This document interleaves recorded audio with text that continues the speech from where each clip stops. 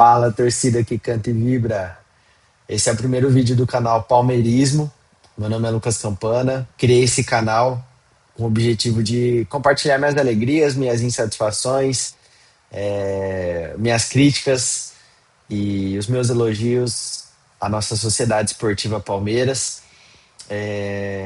Esse canal nasce com o objetivo de poder compartilhar, né, de trazer a minha forma de falar sobre Palmeiras, sobre futebol, acompanhando muita mídia esportiva, especialmente a nossa mídia alternativa palestrina, e surgiu esse desejo, essa vontade, e senti interessar. Se você curtir a nossa linguagem, a nossa forma de se comunicar, acompanha a gente, deixa seu comentário aqui nesse vídeo para a gente debater sobre Palmeiras e poder conversar sobre esse time que a gente ama tanto.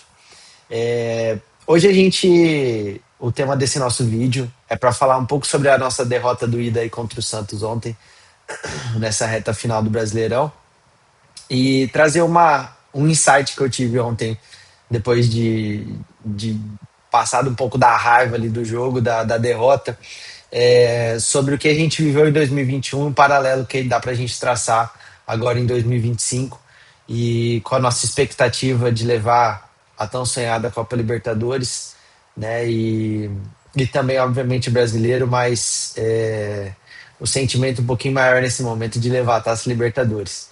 Então, queria, na verdade, falar um pouquinho primeiro, então, desse nosso jogo de ontem. Pessoal, acho que foi um jogo bem, bem ruim, né, do Palmeiras. O primeiro tempo, especialmente ali, deprimente, na verdade. A gente não conseguiu propor um jogo, né? Era até assustador, assim, você ver a saída de bola no ataque ali do Palmeiras, quando a gente estava propondo, até no contra-ataque, ou mesmo com a bola saindo desde do Carlos Miguel, passando do meio campo, a gente viu um buraco ali, né? Algo muito estranho, assim. A gente não via uma postura ali do nosso time no ataque, né? O Veiga, que estava tentando um pouquinho mais carregar o jogo, puxar essa bola, mas com dificuldade para passar dos adversários ali, dos jogadores do Santos. Ao mesmo tempo, eu senti o Bruno Rodrigues se escondendo ali um pouco na ponta. Poucos momentos ele cruzou, entrou ali para dentro, né? A maioria ele estava por fora. Também senti o Felipe Anderson muito apagado. Tenho algumas críticas a ele. Eu acho que ele é um jogador muito, muito técnico, mas ao mesmo tempo desligado assim do jogo, em grande parte do jogo. Assim, ele é um cara que corre, se precisar, ele busca uma marcação, puxa um contra-ataque, fez alguns golaços aí nesse ano. Mas eu sinto que quando ele tem tempo ali para parar, para pensar e finalizar, ele vai bem na finalização. Ele fez esses golaços que eu comentei, mas quando às vezes precisa, cara, de um movimento um pouco mais rápido, mais ligeiro ali, uma reação ali, eu sinto que em alguns momentos ele não entrega isso assim, e é um pouco frustrante pela técnica, pelo jogador que a gente sabe que ele é, né? Então eu senti essa dificuldade ali no nosso ataque, né? A postura muito ruim do Palmeiras nesse primeiro tempo.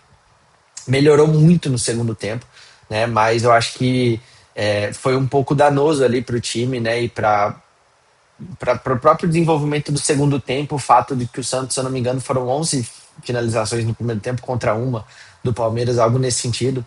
Então, assim, eu acho que impactou ali um pouco na galera, né?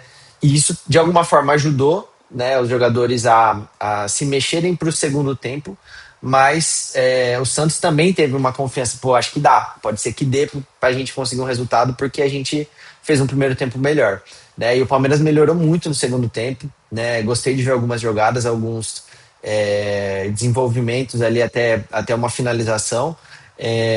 Mas era aquele jogo, eu acho que todos nós palmeirenses fomos sentindo ao longo ali do segundo tempo, que assim, cara, ou é fazer um gol e tranquilizar esse jogo pra gente, ou esse gol do Santos vai sair, né? Tava meio que óbvio, assim, que isso ia acontecer, e a gente sim, tava sentindo isso, acredito que não era o único, e infelizmente foi o que aconteceu, né? Um gol ali que eu nem questiono muito. Eu vi algumas pessoas criticando o Mikael ali. Eu acho que, na verdade, foi uma jogada meio que no geral ali que acho que esse gol ele ia sair em algum momento, né? O Santos teve muitas oportunidades, algumas defesas boas do Carlos Miguel, mas enfim, algumas oportunidades que o Palmeiras não soube aproveitar do seu lado. O Santos, quando teve ali, foi melhor para finalizar, né? Um chute que eu também não vi falha do Carlos Miguel.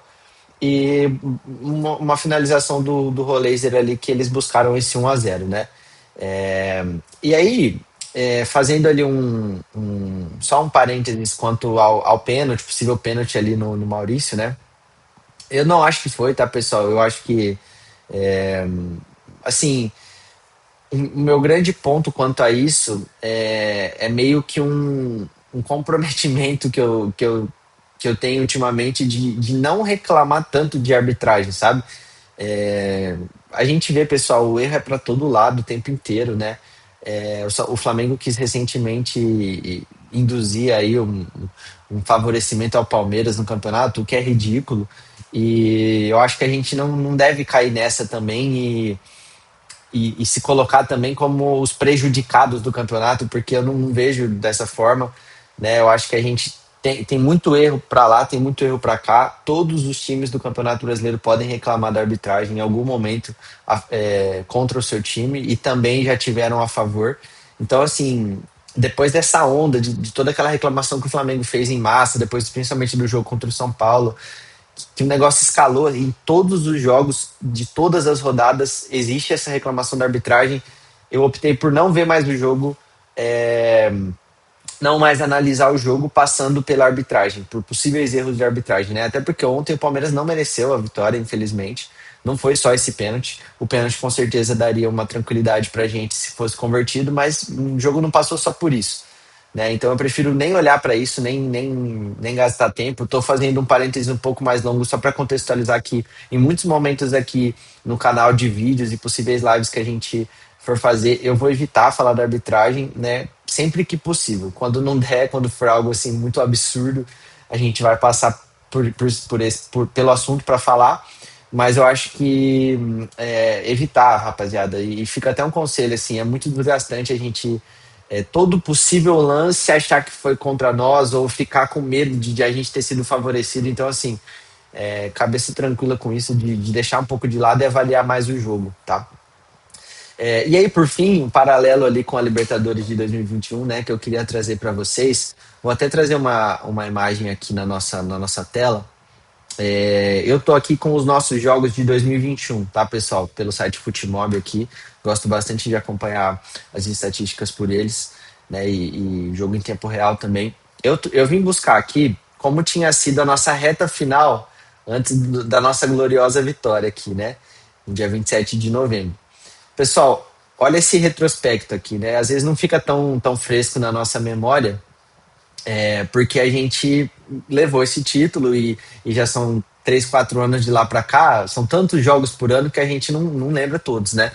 Mas a gente teve um pouquinho antes disso uma vitória, uma sequência muito boa do Palmeiras, né? E aqui, quando a gente se classificou em cima do Atlético Mineiro, né? Aqui nesse jogo, foi no dia 28 de setembro, foram 2 meses antes, né?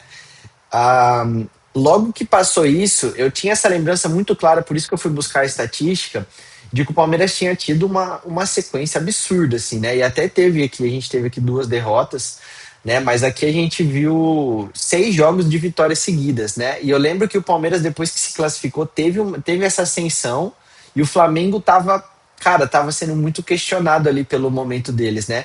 E depois dessa nossa fase veio essa desgraceira aqui, né? Antes da final. E eu lembro que nesse momento aqui, coincidentemente ou não, o Flamengo teve uma ascensão.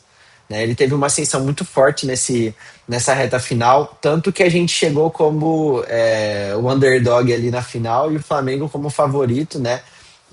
A torcida dos caras, assim, por padrão já é emocionada, né? Mas estavam mais ainda e a gente, cara, com aquela insegurança, a confiança sempre no coração, mas a insegurança de que o time não estava jogando bem, né? O Abel foi muito massacrado aqui nesse jogo contra o São Paulo. Aqui nesse jogo contra o Atlético, né? Foi o jogo que provavelmente o Daverson cavou ali a oportunidade dele de entrar na final, porque ele fez um gol e eu vi que tomou um cartão, tava puxando as estatísticas aqui, mas fez um bom jogo até. E, né, depois viemos com essa vitória. Então, pessoal, a minha linha de raciocínio aqui, que quero sugerir para vocês e que escolhi acreditar nisso, é que talvez essa nossa derrota de ontem uma possível sequência não tão boa nesses últimos momentos do Palmeiras antes da final da Libertadores podem até ajudar o time a entrar mais concentrado, né? A gente viu a postura muito estranha do time no primeiro jogo contra a LDU. Eu coloquei assim, cara, 80, 90% da culpa na altitude. Eu sei que o Palmeiras esse ano jogou numa altitude mais alta, ganhou, não sentiu a altitude, né? Mas eu não consigo ver outra explicação assim para o desempenho naquele jogo. O único asterisco que eu deixo é um possível salto alto ali que o Palmeiras pode ter entrado para com uma segurança de que ia trazer uma vitória pequena, um empate contra eles lá na casa deles, né? E depois fizemos aquela virada épica histórica. É, mas eu acho que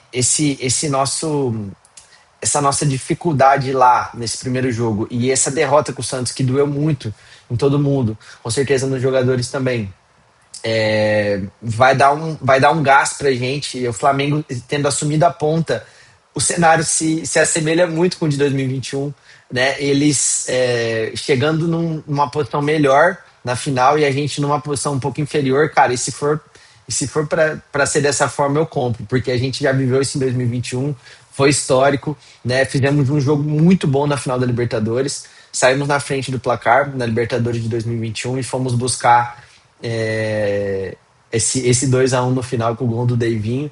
Então, fica essa mensagem, vamos acreditar. Eu acho que esse nosso retrospecto de 2021 ele tem que ficar na nossa cabeça, a gente não pode esquecer do que a gente viveu lá. As críticas elas vão fazer parte ao time agora. Eu não tiraria nada desse roteiro de 2021, repetiria tudo se precisar, que nessa época a gente também foi muito criticado. A gente não, né? Nós criticamos o time e o Abel, mas a gente viu que eles entregaram na final da Libertadores, então é o meu sentimento. Eu vi um pouco no Twitter, um absurdo a galera segundo ano seguido que o Palmeiras vai ficar sem um título expressivo, né?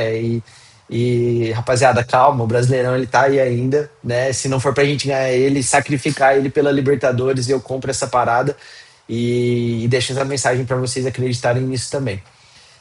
Pessoal, obrigado para quem assistiu esse vídeo até aqui. Se você gostou da nossa forma de se comunicar e de transmitir a nossa ideia sobre o Palmeiras, acompanha a gente, segue o nosso canal, deixa sua curtida, manda um comentário aqui também. Quero saber um pouco da opinião de vocês sobre o que a gente falou do jogo, né?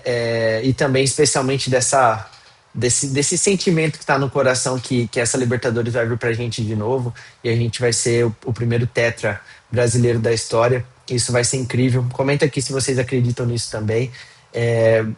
Possivelmente a gente vai começar a fazer lives pós-jogo também. Então eu vejo que o palmeirense gosta muito de acompanhar essas lives. Eu acompanho muito também. E quem sabe a gente possa ser mais uma alternativa aí junto à nossa mídia palestrina. Tem tantos caras monstros já fazendo esse tipo de conteúdo. A gente possa compartilhar um pouquinho de tudo isso e trazer uma mensagem aí com uma outra linguagem também. Tamo junto, rapaziada. Bora em busca dessa quarta Libertadores.